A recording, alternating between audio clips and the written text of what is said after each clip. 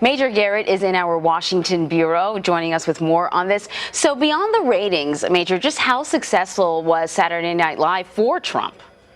Well, it was a week-long build-up, so that keeps Trump in the headlines, both on entertainment pages and the political pages, which he likes because, as Trump reminds us relentlessly, he is a brand, and branding in politics has become one of the dimensions of a successful candidacy. And that's what Trump has continued to convey. He's a brand, he's a successful candidate, and until one of those two things changes, either his brand diminishes or his political poll numbers diminish, he's here to stay. So in that context, Saturday Night Live plays into all the things that Donald Trump has always said he wants to be and continues to be in American political life. One other part of that story is Trump said, I invite controversy. Controversy sells. Controversy creates ratings. In fact, all of those things have always been true about American marketing life.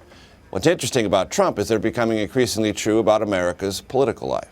All right, let's talk about Ben Carson. There have been some inconsistencies now about his past, some inconsistencies about his past story, and he's kind of running on his personal story of pulling himself up by his bootstraps.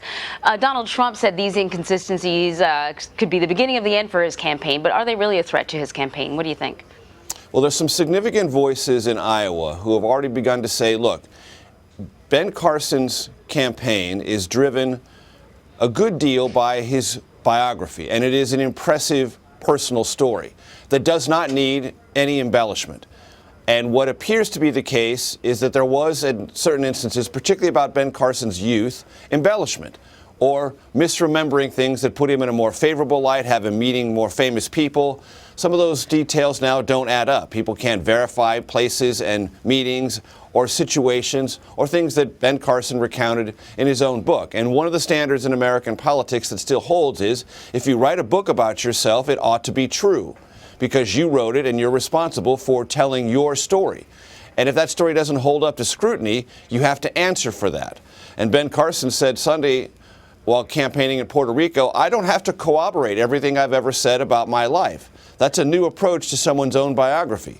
When you say you don't have to prove what you say about yourself.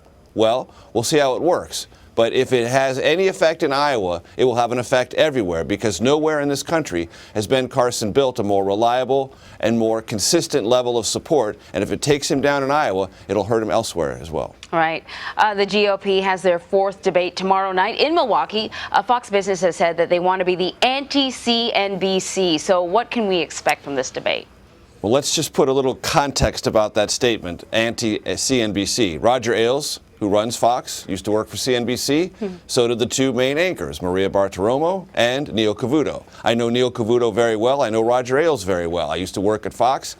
And I know what they're going to do to contrast the Fox Business Network, which has long run behind CNBC in the ratings. This is an enormous opportunity for Fox Business Network to get back into the sort of business journalism conversation, is to run a issues-based, substantive, possibly nerdy, possibly even mildly substantively boring debate, just to prove the contrast. And I expect that's exactly what they'll do. They'll be pretty ferocious about entitlements, tax policy, trade, a lot of hardcore economic issues, and say, see, this is how you do it, CNBC, if not just for the overall political conversation in America, to contrast itself and remind viewers that there are other business networks out there, and Fox Business is one of them. Well, we'll see how that unfolds, whether or not viewers like it. I'm sure the candidates will. Major Garrett, thank you so much. Sure.